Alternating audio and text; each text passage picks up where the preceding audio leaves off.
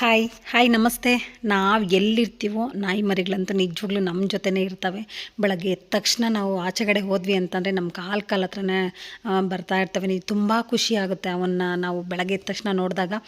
ಈಗಲೂ ಕೂಡ garden clean ಮಾಡೋಣ ಅಂತ ಹೇಳಿಬಿಟ್ಟು ಹೋದರೆ ನಮ್ಮ ಜೊತೆನೇನೆ ಅವು ಬರ್ತಾ ಇದ್ದಾವೆ.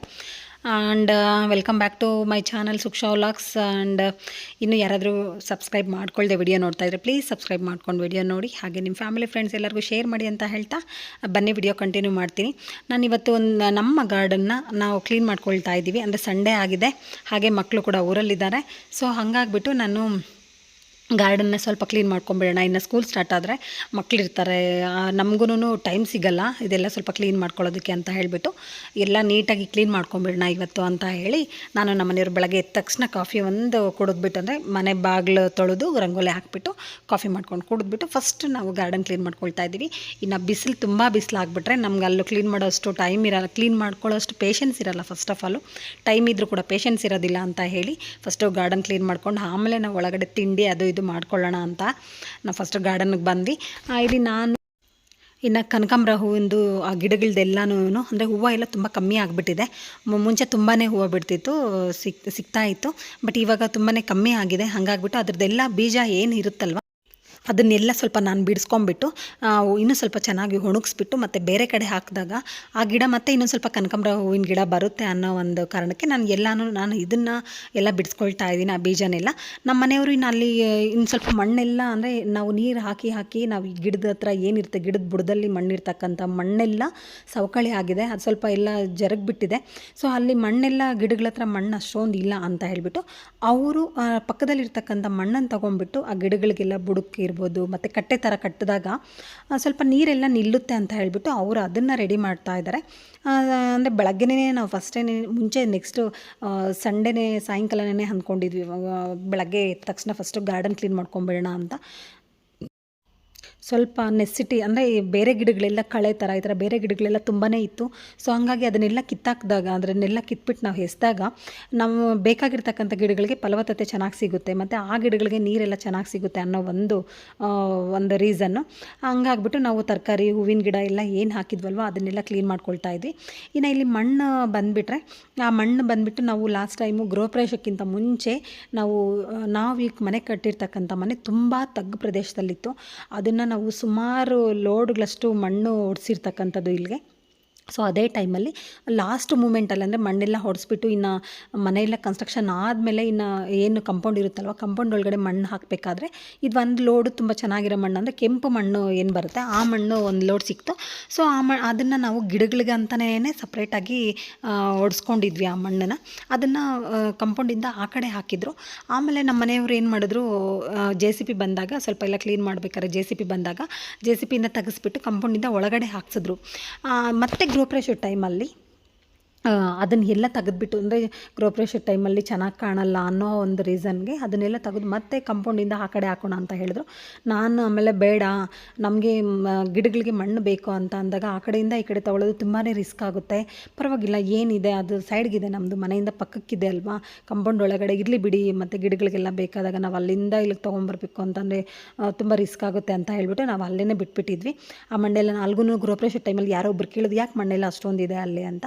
ಸೊ ಇದೇ ರೀಸನ್ ಅಂತ ನಾನು ಅವ್ರಿಗೂ ಹಾಗೆ ಹೇಳಿದೆ, ಗೃಹಪ್ರವೇಶಕ್ಕೆ ಬಂದಿರತಕ್ಕಂಥ ಅವ್ರಿಗೆ, ಇಲ್ಲ ನಮಗೆ ಗಿಡಗಳಿಗೆಲ್ಲ ಮಣ್ಣು ಬೇಕಾಗುತ್ತೆ ನೆಕ್ಸ್ಟ್ ಟೈಮಲ್ಲಿ, ಅದಕ್ಕೆಲ್ಲ ಹಾಕಬೇಕು ಅಂತ ಹೇಳ್ಬಿಟ್ಟು ನಾವು ಹಾಗೆ ಬಿಟ್ಟಿದ್ದೀವಿ ಅಂತ.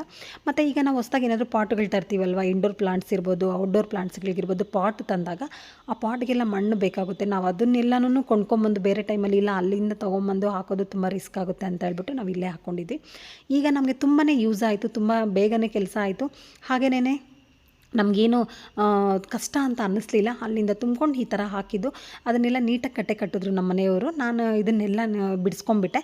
ಅದನ್ನೆಲ್ಲ ಬಿಡಿಸ್ಬಿಟ್ಟು ಒಂದು ಟಬ್ಗೆ ಹಾಕ್ಕೊಂಡಿದ್ದೀನಿ. ಅಷ್ಟೊತ್ತಿಗೆ ಇನ್ನು ಇಲ್ಲಿ ಬಂದು ನಾವು ಸೌತೆಕಾಯಿ ಗಿಡನೂ ಹಾಕಿದ್ವಿ. ಸಾಂಬಾರು ಸೌತೆಕಾಯಿ ಒಂದೂ, ಮತ್ತು ಹಾಗೆ ಮಾಮೂಲಿ ಸೌತೆಕಾಯಿ ಗಿಡ. ಅವೆಲ್ಲ ಅಷ್ಟೊಂದು ಕಾಯಿ ಎಲ್ಲ ಚೆನ್ನಾಗಿ ಬಂದಿರಲಿಲ್ಲ. ಅಂದರೆ ಸಾಂಬಾರು ಸೌತೆಕಾಯಿದು ಚೆನ್ನಾಗಿ ಬಂದಿತ್ತು, ಬಟ್ ತುಂಬ ಕಾಯಿ ಬಿಟ್ಟಿತ್ತು. ಆದರೆ ಅವೆಲ್ಲ ತುಂಬ ಚಿಕ್ಕ ಸೈಜಲ್ಲಿತ್ತು, ದೊಡ್ಡದಾಗಿ ಆಗಿರಲಿಲ್ಲ. ಇನ್ನು ಸೌತೆಕಾಯಿ ಮಾತ್ರ ಅದೂ ಚೆನ್ನಾಗಿತ್ತು, ಬಟ್ ಟೇಸ್ಟು ಅಷ್ಟೊಂದು ಇರಲಿಲ್ಲ, ಸ್ವಲ್ಪ ಕಹಿ ಥರ ಆಯಿತು. ಸೊ ಹಂಗಾಗ್ಬಿಟ್ಟು ಆ ಗಿಡಗಳನ್ನು ನಮ್ಮ ಮನೆಯವ್ರು ಬೇಡ ಇನ್ನೇನಕ್ಕೆ ಇವನ್ನೆಲ್ಲ ಇಟ್ಕೊಂಡು ಬೇರೆ ಗಿಡ ಯಾವುದಾದ್ರೂ ಹಾಕ್ಕೊಳ್ಳೋಣ ಕಟ್ಟಿಡೋಣ ಅಂತ ಹೇಳ್ಬಿಟ್ಟು ಬೇರೆ ಬೀಜ ಯಾವ್ದಾದ್ರು ತೊಗೊಂಬಂದು ಅಂತ ಹೇಳಿ ಇನ್ನು ಆ ಗಿಡಗಳನ್ನೆಲ್ಲನೂ ಕಿತ್ತಾಕ್ಬಿಟ್ರು. ಸೊ ಅವರು ಕಿತ್ಬಿಟ್ಟು ಆ ಕಡೆ ಹಾಕಿದಾಗ ಇನ್ನು ನಾನು ಅದನ್ನೆಲ್ಲನೂ ಸ್ವಲ್ಪ ಎತ್ಬಿಟ್ಟು ತೆಗೆದ್ಬಿಟ್ಟು ಆ ಕಡೆ ಹಾಕ್ತಾ ಇದ್ದೆ. ಅಲ್ಗೂ ಅವರು ಅವ್ರದ್ರಲ್ಲಿ ಬೇರೆಯವ್ರದ್ರಲ್ಲಿ ಎಲ್ಲ ಏನಕ್ಕೆ ಹಾಕ್ತೀಯಾ, ನಮ್ಮದ್ರಲ್ಲಿ ನಮ್ಮ ಮನೆ ಹಿಂದೆ ಜಾಗದಲ್ಲಿ ಹಾಕು ಅಂತ ಅಂದರು. ನಾನು ಪರವಾಗಿಲ್ಲ, ಅದು ಇನ್ನೇನು ಒಣಗಿದ್ರೆ ಹೋಗುತ್ತಲ್ವ ಅಂತಂದ್ರು ಕೂಡ ನಮ್ಮ ಮನೆಯವ್ರು ಒಪ್ಪಲಿಲ್ಲ. ಅಂದರೆ ಅವ್ರಿಗೆ ಏನೇ ಆಗಲಿ ಯಾರ ಕಡೆಯಿಂದಾದ್ರು ಒಂದು ಮಾತು ಬರುತ್ತೆ ಅನ್ನೋದು ಆ ಥರ ಆದರೆ ಅವ್ರಿಗೆ ಇಷ್ಟ ಆಗಲ್ಲ. ಸೊ ಹಂಗಾಗಿ ಬೇಡ ಅಂತ ಅಂದರು. ಸರಿ ಆಯಿತು ಅಂತ ಹೇಳಿಬಿಟ್ಟು ಇನ್ನು ನಾನು ಸುಮ್ಮನೆ ಆದೆ. ಸ್ವಲ್ಪ ಹೂವು ಎಲ್ಲನೂ ಇತ್ತು, ಕನಕಾಂಬರ ಹೂವು ಎಲ್ಲ, ಅಂದರೆ ಅಷ್ಟೊಂದು ತುಂಬ ಇಲ್ಲ, ನಾನು ಆವಾಗಲೇ ಹೇಳ್ದಂಗೆ ಕಮ್ಮಿ ಆಗಿಬಿಟ್ಟಿದೆ ಹೂವು. ಅದನ್ನು ಕೂಡ ಸ್ವಲ್ಪ ಬಿಡಿಸ್ಕೊಂಡೆ. ಬಿಡಿಸ್ಬಿಟ್ಟು ಕಟ್ಟಿಡೋಣ ಅಂತ ಹೇಳ್ಬಿಟ್ಟು ಆಮೇಲೆ ನಮ್ಮ ಮನೆಯವರು ಇಲ್ಲೊಂದು ಸ್ವಲ್ಪ ಮಣ್ಣು ಹಾಕ್ಬಿಟ್ಟು ನೋಡೋಣ, ಬರೀ ನಾನು ಈ ಕಡೆ ಒಂದು ಸ್ವಲ್ಪ ಹಾಕಬೇಕು, ಇಲ್ಲೊಂದು ಗಿಡ ಹಾಕಬೇಕು ಅಂತ ಹೇಳಿದಾಗ ಸುಮ್ಮನೆ ಹೇಳೋದಲ್ಲ, ನೀನು ಅದರಲ್ಲಿ 2 ಬಾಂಡ್ಲಿ ನೀನು ಮಣ್ಣು ತಂದು ಹಾಕ್ಬಿಟ್ಟು ನೋಡೋಣ ಅಂತ ಹೇಳಿದ್ರು. ನನಗೆ ನಿಜವಾಗ್ಲೂ ಅದರಿಂದ ಏನು ಕಷ್ಟ ಅಂತ ಏನೂ ಅನಿಸಲ್ಲ. ಅಂದರೆ ನನ್ನ ಕೆಲಸ ಬಂದಿಲ್ಲ ಅಂದರೂ ಕೂಡ ನಾನು ನೋಡ್ಬಿಟ್ಟು ಕಲಿಬೇಕು ಅನ್ನೋ ಒಂದು ಕ್ಯೂರಿಯಾಸಿಟಿ ಇದೆ ನನಗೆ. ಯಾವುದೇ ಕೆಲಸ ಆಗಲಿ ನಮ್ಮ ಕೆಲಸ ಅಲ್ವಾ, ನನಗೇನು ಆ ಥರ ಅದು ಮಾಡಬೇಕು ಇದು ಮಾಡಬಾರ್ದು ಅನ್ನೋದು ಯಾವತ್ತೂ ನನಗೆ ತಲೆಯಲ್ಲಿಲ್ಲ. ಏನೇ ಕೆಲಸ ಆಗಿರಲಿ ನಮ್ಮ ಮನೆ ಕೆಲಸ ಅಂತಂದಮೇಲೆ ಖಂಡಿತ ನಾನು ಇಷ್ಟದಿಂದನೇ ಕಷ್ಟ ಅಂತ ನಾನು ಯಾವತ್ತೂ ಭಾವಿಸಲ್ಲ. ಇಷ್ಟಪಟ್ಟೆ ನಾನು ಕೆಲಸ ಮಾಡ್ಕೊಳ್ತೀನಿ. ಅವರು ಜಸ್ಟ್ ಒಂದು 2 ಬಾಣಲಿ ತಂದಾಕು ನೀನು, ಅದ್ರಲ್ಲಿ ಅಂದರೆ ನೀನೇ ತುಂಬಿಸ್ಕೊಂಡು 2 ಬಾಣಲಿ ತಂದಾಕು ನೋಡೋಣ, ನಿನ್ನ ಕೈಲಿ ಆಗಲ್ಲ ಅಂತ ಹೇಳಿದ್ರು. ನಾನು ಅದನ್ನೊಂದು ಚಾಲೆಂಜಾಗಿ ತೊಗೊಂಡು 2 ಅಂತ ಅಂದಾಗ ಒಂದು 4-5 ಬಾಣಲಿ ತೊಗೊಂಬಂದು ಹಾಕಿದೆ. ಅವ್ರು ಅದನ್ನೇ ಅಂದರೆ ನೀನು ಕೆಲಸ ಆಗಲ್ಲ ಅಂತ ಮಾತ್ರ ಹೇಳಲ್ಲ ನೋಡು, ನಿನಗೆ ಒಂದು ಸ್ವಲ್ಪ ಕಷ್ಟ ಆಗ್ತಾಯಿದೆ ಅಂತ ಅಂದರೂ ಕೂಡ ನೀನು ಅದನ್ನು ಮಾಡ್ತೀಯಾ ಅಂತ. ಮತ್ತು ಈ ಥರ ಫುಲ್ ಅಂದರೆ ಉಂಡೆ ಥರ ದಪ್ಪ ಇತ್ತಲ್ವ, ಉಂಡೆ ಥರ ಇತ್ತು. ಅದನ್ನು ಅವರು ಅದನ್ನೆಲ್ಲ ನೀಟಾಗಿ ಅಲ್ಲೇನೇ ನಾವು ಮಣ್ಣು ತುಂಬ್ಕೋಬೇಕಾದ್ರೇ ಪುಡಿ ಮಾಡಿದಾಗ ಪುಡಿ ಮಾಡಿಬಿಟ್ಟು ಆ ಮಣ್ಣೆಲ್ಲ ಇಲ್ಲಿ ಹಾಕಿ ಅದ್ರ ಮೇಲೆ ಒಂದು ಸ್ವಲ್ಪ ನಾವು ನೀರು ಹಾಕಿದ್ರೆ ಅದು ನೀಟಾಗಿ ಕಟ್ಟೆ ಥರ ಹಾಗೇನೇ ಗಟ್ಟಿಯಾಗಿರುತ್ತೆ. ನಾವು ಗಿಡಗಳಿಗೆ ನೀರು ಹಾಕಿದಾಗ ಯಾವುದೇ ಕಾರಣಕ್ಕೂ ಈ ಕಡೆ ಬರೋಲ್ಲ ಅಂತ ಹೇಳಿದ್ರು. ಸರಿ ಆಯಿತು ಅಂತ ಹೇಳ್ಬಿಟ್ಟು ನಾನು ಇನ್ನು ಅದೇ ಥರನೇ ಅಂದರೆ ಅವ್ರು ಹೇಳ್ತಾಯಿದ್ರು ಈ ಥರ ಮಾಡ್ಕೊ ಅಂತ. ಆಮೇಲೆ ಇನ್ನು ಗಿಡಗಳಿಗೆಲ್ಲ ಸ್ವಲ್ಪ ಬಿಸಿಲು ಜಾಸ್ತಿ ಇತ್ತಲ್ವ, ಇನ್ನು ಮಧ್ಯಾಹ್ನ ಇನ್ನು ಸ್ವಲ್ಪ ಹೊತ್ತು ಲೇಟ್ ಆದರೆ ಇನ್ನು ನೀರು ಹಾಕೋಷ್ಟು ಕೂಡ ನಮಗೆ ಈಚೆ ಕಡೆ ನಿಂತ್ಕೊಂಡು ಬಿಸಿಲು ತುಂಬ ಬಿಸಿಲಿರುತ್ತೆ. ಸೊ ಹಂಗಾಗ್ಬಿಟ್ಟು ಇವಾಗ ಗಿಡಗಳಿಗೆಲ್ಲ ನೀರು ಹಾಕೋಣ ಅಂತ ಗಿಡಗಳು ನೀರು ಹಾಕ್ತಾ ಆ ಗಿಡಗಳ ಪಕ್ಕದಲ್ಲಿ ಕಳೆ ಥರ ಏನಾದರೂ ಬೇರೆ ಗಿಡಗಳು ಅನ್ವಾಂಟೆಡ್ ಏನಾದರೂ ಬೇರೆ ಗಿಡಗಳಿದ್ದಾಗ ಅವನ್ನೆಲ್ಲ ಕಿತ್ತಾಕ್ತಾಯಿದ್ದೆ. ಅಂದರೆ ಸ್ವಲ್ಪ ನೀರು ಹಾಕಿದಾಗ ತೇವ ಆಗಿಬಿಟ್ಟು ನೀಟಾಗಿ ಬರುತ್ತೆ, ಬೇರು ಸಮೇತ ಬಂದಾಗ ಮತ್ತೆ ಅದು ಅಲ್ಲಿ ಬೆಳೆಯಲ್ಲ ಅನ್ನೋ ಒಂದು ಅಂತ ಹೇಳ್ಬಿಟ್ಟು ನಾನು ನೀರು ಹಾಕ್ತಾನೇ ಎಲ್ಲ ಗಿಡಗಳನ್ನೂ ಕಿತ್ತಾಕ್ಕೊಂಡ್ಬಿಟ್ಟೆ.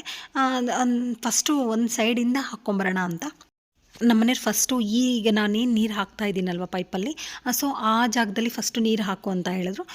ಏನಕ್ಕೆ ಅಂತ ಅಂದರೆ ಅಲ್ಲಿ ಒಂದು ಸ್ವಲ್ಪ ಹಾಗಲಕಾಯಿ ಬೀಜ ಇರ್ಬೋದು, ಸೋರೆಕಾಯಿ ಬೀಜ ಇದನ್ನೆಲ್ಲ ನೆನೆಸಿಟ್ಟಿದ್ದಾರೆ ಮುಂಚೆನೇ.